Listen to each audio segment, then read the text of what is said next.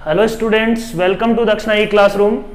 आज हम लोग पढ़ने जा रहे हैं क्लासिफिकेशन में ही आगे कुछ छोटे छोटे क्लासिफिकेशन है, उनकी अपन स्टडी करेंगे। पहला, बाउंडेड और अनबाउंडेड फंक्शन किसको बोलते हैं अपन, डेफिनेशन देखेंगे, छोटे छोटे टॉपिक्स हैं।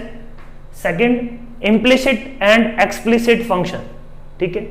थर्ड, अपन देखेंगे यूनिफॉर्म और नॉन यूनिफॉर्म फंक्शन।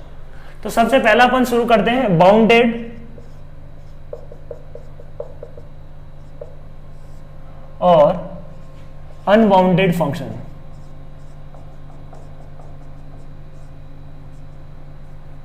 तो बाउंडेड और अनबाउंडेड फंक्शन अपन किसको बोलते हैं, देखो। बाउंडेड फंक्शन, किसी भी फंक्शन को अपन बाउंडेड फंक्शन कैसे कब बोलते हैं, when mod of F X is less than equal to m for all x belongs to domain of the function, यदि ऐसा है, where m is some finite number,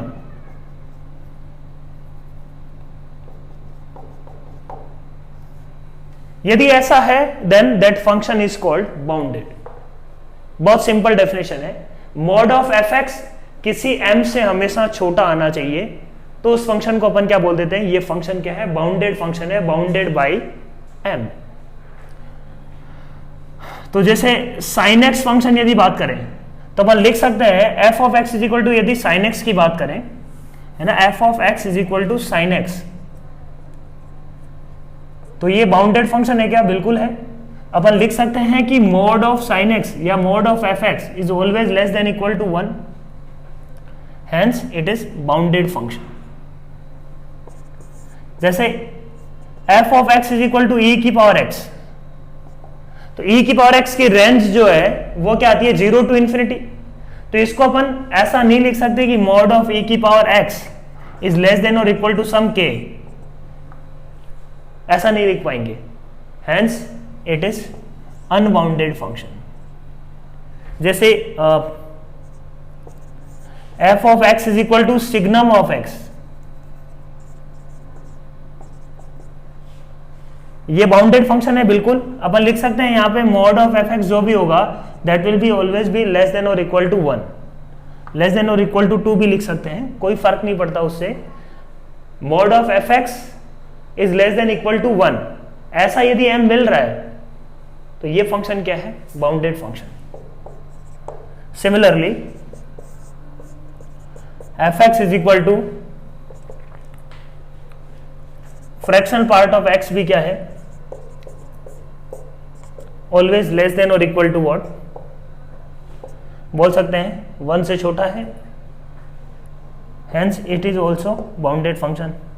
less than है, less than 1 है, but less than equal to लिखें तब भी कोई दिक्कत वाली बात नहीं है, लेस देन और इक्वल टू, तो ऐसा m मिल रहा है ना अपने पास, hence function is bounded function. So that is first definition, bounded और अनबाउंडेड फंक्शन। अपन ने बात करी बाउंडेड और अनबाउंडेड फंक्शन। नेक्स्ट अपन बात करते हैं इम्प्लिसिट, है ना, इम्प्लिसिट।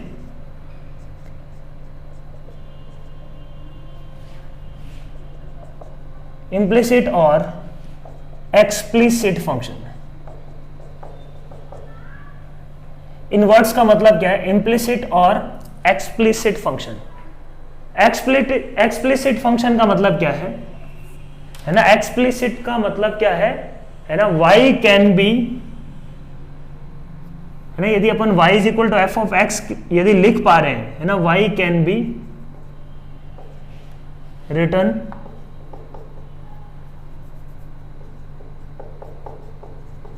explicitly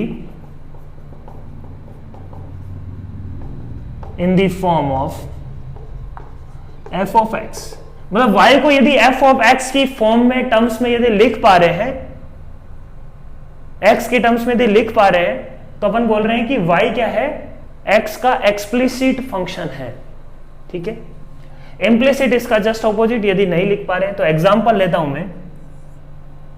जैसे y plus X is equal to k, तो can y be an explicit function of x, तो लिख पा रहे हैं y is equal to F of X, function of x, यहाँ पे k क्या है, कांस्टेंट है। ऐसे सिमिलरली अपन बोले y square plus X Y minus X square equal to 0, ये मान लो रिलेशन दिया हुआ है एक्स और वाई में, तो क्या वाई को अपन एक्सप्लिसिटली एक्सप्रेस कर पाएंगे एक्स की फॉर्म में? देखते हैं। तो अपन बोलेंगे y इज इक्वल टू क्या आएगा, minus X plus minus under root of B square by 2।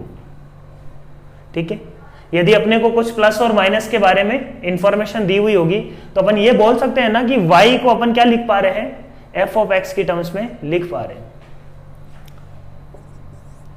Similarly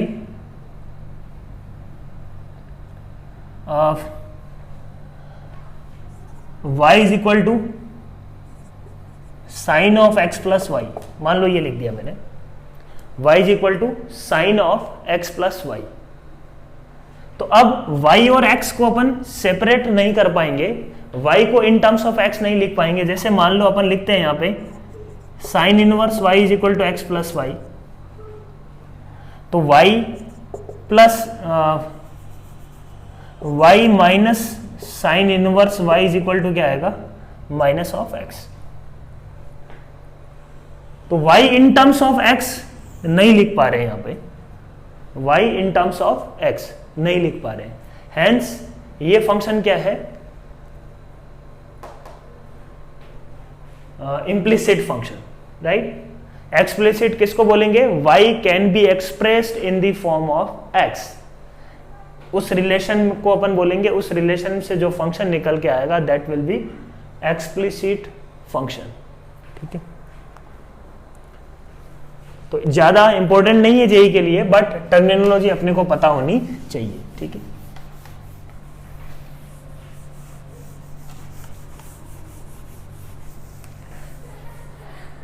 next बात करते हैं अपन third category, uniform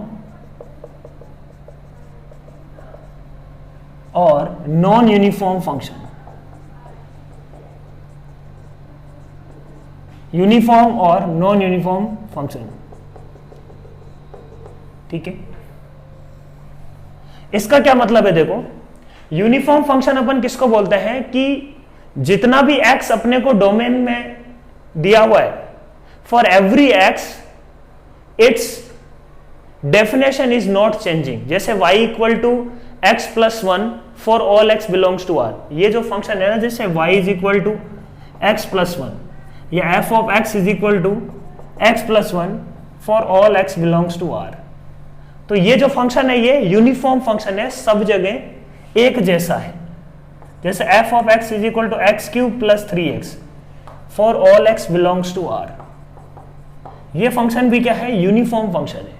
non uniform function का मतलब क्या है, its definition changes between the domain, तो डेफिनेशन चेंज करती है। जैसे f of x is equal to mod x, ये नॉन यूनिफॉर्म फंक्शन है। क्यों? क्योंकि मॉड x की जो डेफिनेशन है, यदि अपन लिखें x होगी when x is greater than equal to 0, minus x होगा when x is less than 0, तो डेफिनेशन 0 के अबाउट क्या हुई, चेंज हुई। तो यदि इंटरवल में डेफिनेशन अलग अलग इंटरवल में अलग अलग डेफिनेशन आ रही है फंक्शन की, तो उनको अपन क्या बोलते हैं, नॉन यूनिफॉर्म फंक्शंस। ठीक है, क्लियर है पॉइंट? तो बहुत ही सिंपल है, सिंपल डेफिनेशंस है। जैसे f of x is equal to signum of x, ये भी क्या है, नॉन यूनिफॉर्म फंक्शन है। x greater than equal to 0 के लिए 1, 0 के ग्रेटर देन 0 के लिए 1, इक्वल टू 0 के लिए 0, x लेस देन 0 के लिए -1। तो डेफिनेशन इसकी क्या हो रही है, अलग अलग इंटरवल में अलग अलग आ रही है। Definition is changing in different intervals, that function is non uniform.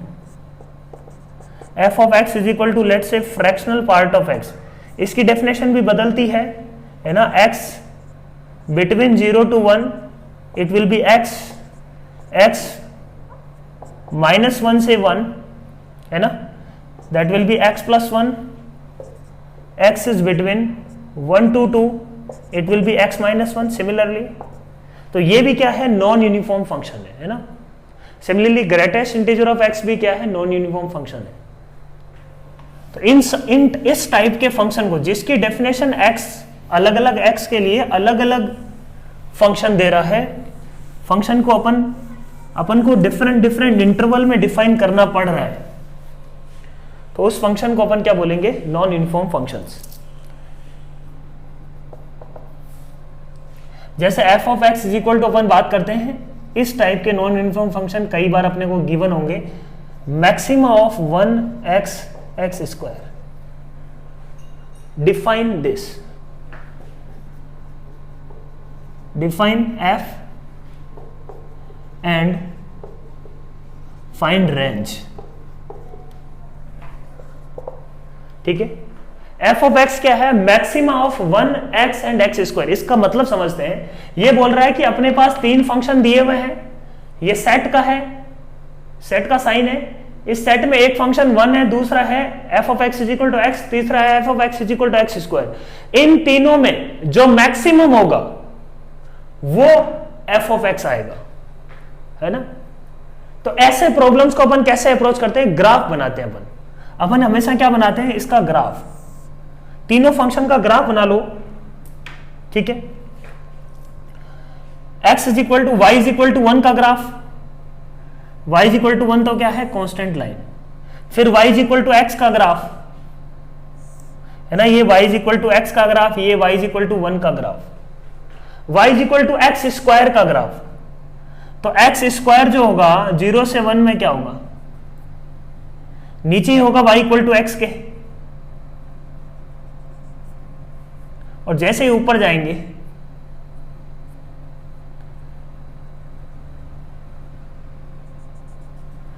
ऐसा कुछ किसका आएगा? y equal to x square का ग्राफ। तो इन तीनों में अपने को क्या लेना है? मैक्सिमम। तो कहां कहां इंटरसेक्ट कर रहे हैं एक बार देख लेते हैं। एक ये है, एक ये है, उसके अलावा और कोई पॉइंट ऑफ इंटरसेक्शन नहीं है। हमेशा अपने को क्या निकालना पड़ेगा? जब भी ऐसा प्रॉब्लम आता है तो अपने को पॉइंट ऑफ इंटरसेक्शन पे फोकस करो। अब अपन बोलते हैं कि यहां से यहां तक, कहां तक? x इक्वल टू -1 तक फंक्शन जो अपने काम का है ना, मैक्सिमा लेना अपने को, है ना। ये फंक्शन अपने काम का है, ठीक है, इसका कोई मतलब नहीं है, और इसका भी, इसके नीचे तो है ही नहीं, और इसका भी कोई मतलब नहीं है यहां तक। अब यहां से यहां तक कौन बड़ा है?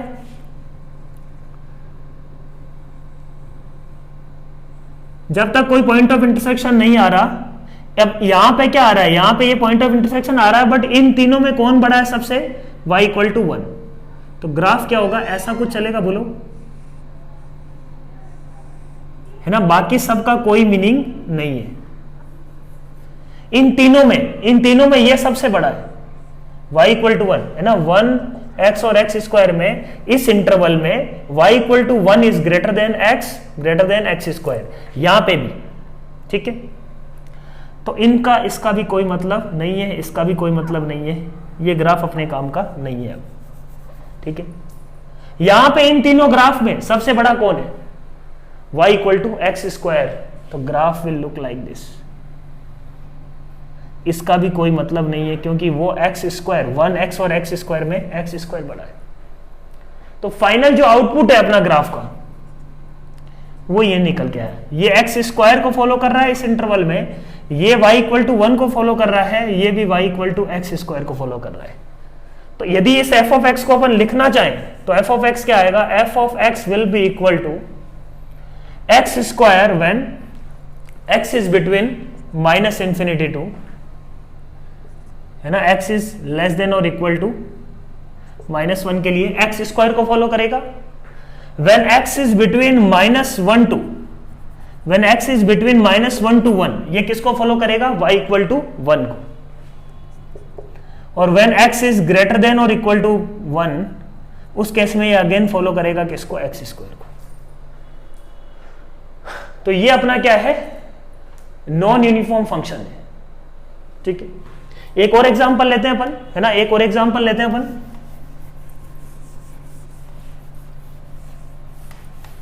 क्लियर है पॉइंट? अच्छा, यहां पे रेंज निकालनी थी अपने को। रेंज क्या आ जाएगी लास्ट? इसके लिए रेंज क्या आ जाएगी? रेंज आ जाएगी, अपने पास ग्राफ ये आ रहा था, तो range of function will be ये y इक्वल टू 1 था, 1 to 1 अचीव कर रहा था फंक्शन, 1 to इंफिनिटी, ये आ जाएगी क्या, range of the function.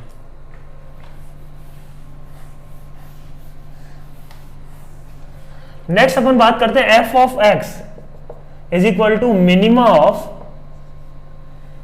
Of किस किस का मिनिमा, 1 x स्क्वायर और x क्यूब, इन तीनों फंक्शन में जो मिनिमम है वो लेना है अपने को। तीनों का ग्राफ बनाओ, एक्स स्क्वायर का ग्राफ, बिल्कुल सही बात है। अब 0 to 1 में y इक्वल टू 1 का ग्राफ भी बना लेते हैं, ये y इक्वल टू 1 का ग्राफ।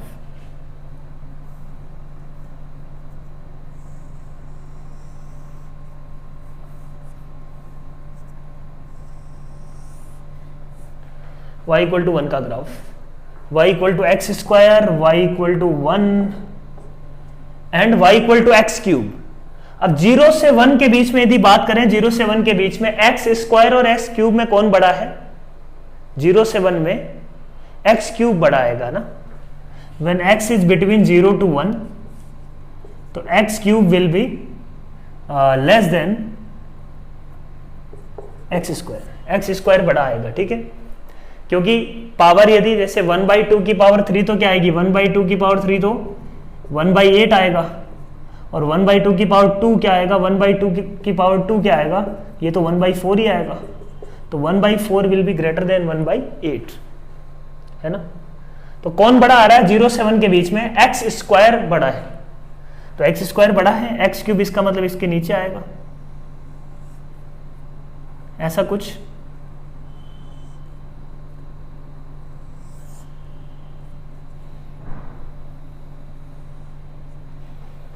तो ये किसका ग्राफ आ गया, y equal to x cube. ये जो ग्राफ आ रहा है वो आ रहा है y equal to x cube का। अब इन तीनों में जो मिनिमम है, मिनिमम की बात कर रहे हैं, यहां से यहां तक मिनिमम क्या है, मिनिमम है एक्स क्यूब। मिनिमा क्या है इन तीनों में, मिनिमम कौन है, एक्स क्यूब। यहां पे भी, यहां पे मिनिमा क्या होगा, एक्स क्यूब, यहां पे भी क्या होगा, मिनिमम, है ना। इससे आगे ये क्या है, x इक्वल टू 1 पे तीनों, y इक्वल टू 1 दे रहे हैं, तो ये पॉइंट क्या दे रहे, पॉइंट ऑफ इंटरसेक्शन। इसके आगे मिनिमम क्या है, y इक्वल टू 1 लाइन। तो ग्राफ अपने को क्या मिल गया, देखो अपने काम का जो ग्राफ है वो ये, यहां पे भी y equal to x cube को ही फॉलो कर रहा है, ठीक है। आगे भी क्या है, y इक्वल टू 1। तो ग्राफ यदि बात करें मिनिमा ऑफ 1x स्क्वायर और x क्यूब, इसका ग्राफ क्या है, देखो x greater than, x less than और इक्वल टू 1 के लिए सब जगह किसको फॉलो कर रहा है, x क्यूब को फॉलो कर रहा है। बोलो सही है बात। तीनों का मिनिमम यहां से यहां तक x क्यूब को फॉलो कर रहा है, और x ग्रेटर देन 1 के लिए 1 से आगे ग्राफ किसको फॉलो कर रहा है, y इक्वल टू 1 को। तो ये डेफिनेशन हो गई किसकी, मिनिमा ऑफ दिस फंक्शन की। क्लियर है पॉइंट।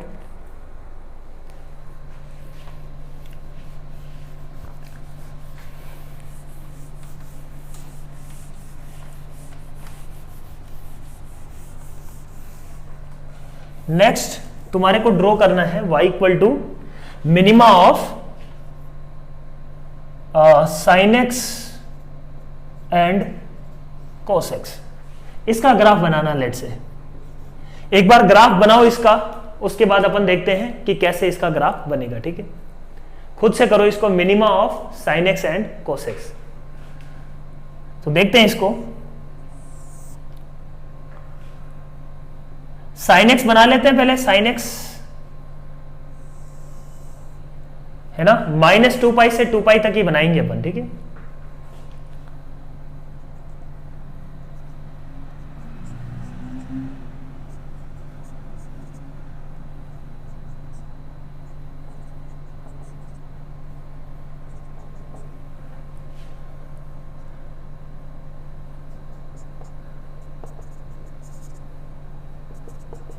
ठीक है, अब cos x का ग्राफ बनाए तो cos x मुझे पता है cos x की सिचुएशन क्या है, cos x यहां मैक्सिमम होगा और यहां पे 0 आ जाएगा, यहां पे 0 आ जाएगा, फिर यहां पे इसको 0 आना है, ठीक है। 2 पाई पे ये अगेन किसको अचीव करेगा, 2 पाई पे फिर से ये मैक्सिमम हो जाएगा।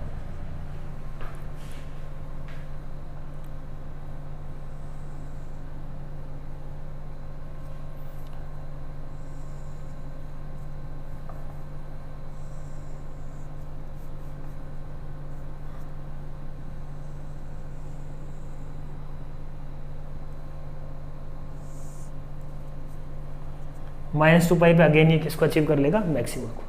इन दोनों पे अपने को क्या निकालना है, मिनिमम, है ना। तो मिनिमा यहां से शुरू करते हैं अपन। तो अपने काम का ग्राफ क्या है, ये अपने काम का है, यहां पे जो पॉइंट ऑफ इंटरसेक्शन है मिनिमा निकालना है, यहां से यहां तक इसको फॉलो करेगा। तो यदि अपन x बिलोंग्स टू 0 to 2 पाई में इसका ग्राफ बनाना चाहें, सबसे पहले अपन यदि ग्राफ बनाना चाहें x बिलोंग्स टू 0 to 2 पाई में, या इसको अपन लिखना चाहें तो क्या लिखेंगे, x when x is greater than equal to 0 and less than or equal to what, ये पॉइंट क्या होगा, दोनों का पॉइंट ऑफ इंटरसेक्शन किस पे होगा, π/4 पे। वहां तक किसको फॉलो करेगा, ये function will follow sin x। sin x है, sin x नीचे है, 0 से π/4 तक sin x नीचे है, उसके आगे जैसे ही बढ़े अपन किसको फॉलो कर रहा है, cos x को। कहां तक cos x को फॉलो कर रहा है, ये cos x को फॉलो कर रहा है कहां तक, π+π/4 तक, है ना। कहां तक बच्चों, π+π/4 तक। ये जो पॉइंट है वो क्या है, π+π/4। तो π/4 टू 5π/4 इक्वल टू, तुम कहीं भी लगा सकते हो, एक जगह लगा लो क्योंकि दोनों जगह वैल्यू तो सेम है। तो π/4 से 5π/4 है ना, ये वाला इंटरवल, यहां से बात कर रहे हैं अपन, यहां से यहां तक किसको फॉलो कर रहा है, वो cos x को। सही है बात, cos x को फॉलो कर रहा है। यहां से आगे वापस किसको फॉलो कर रहा है, sin x को। सॉरी। तो अल्टीमेटली अपने को क्या चाहिए, अल्टीमेटली अपने को मिनिमा चाहिए था।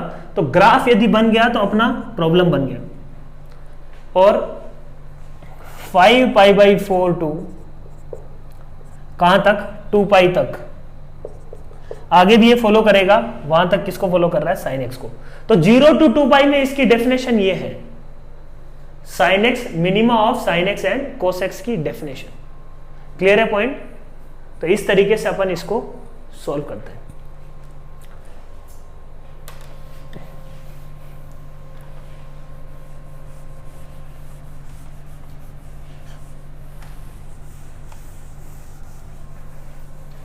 लास्ट प्रॉब्लम,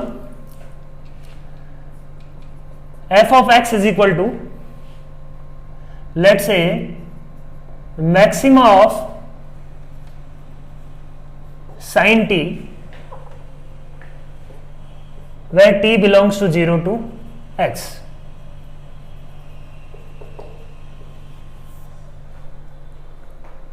है ना, डिफाइन फंक्शन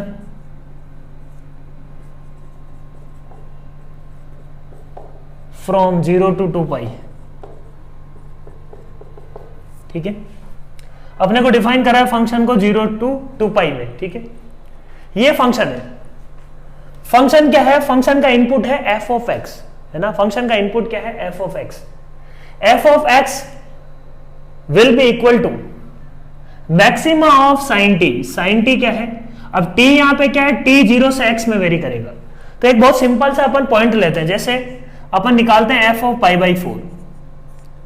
f of π/4 क्या होगा, maxima of sin t where t varies from 0 to π/4।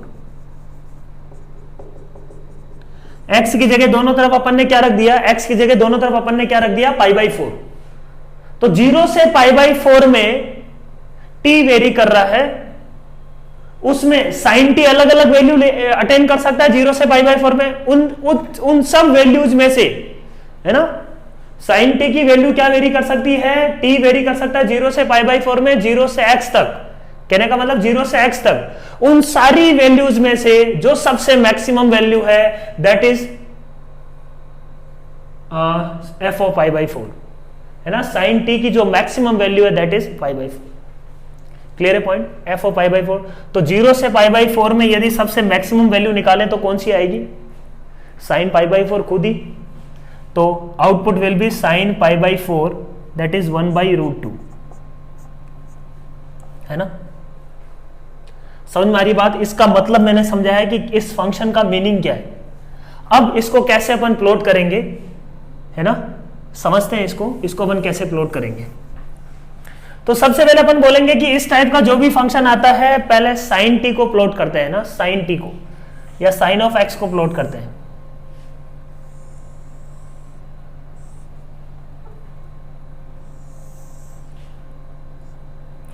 अपने को बात करनी है 0 to 2π, तो इसका तो कोई मीनिंग नहीं है, ठीक है। 0 to 2π में आ जाते हैं। तो अपन बोलते हैं कि मान लो x इज इक्वल टू π/4 मैंने लिया था, ठीक है। x इज इक्वल टू π/4 पे अपन बोल रहे हैं कि 0 से π/4 तक जो सबसे मैक्सिमम साइन x की जो सबसे मैक्सिमम वैल्यू होगी वो अपन लेंगे।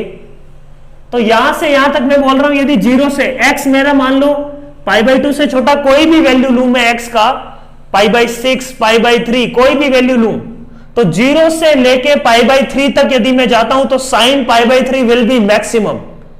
सिमिलरली अपन बोल रहे हैं कि 0 से π/6 तक मैं जाऊं तो साइन π/6 विल बी मैक्सिमम, है ना। उस पूरे इंटरवल में साइन t की जो मैक्सिमम वैल्यू होगी वो होगी साइन x खुद।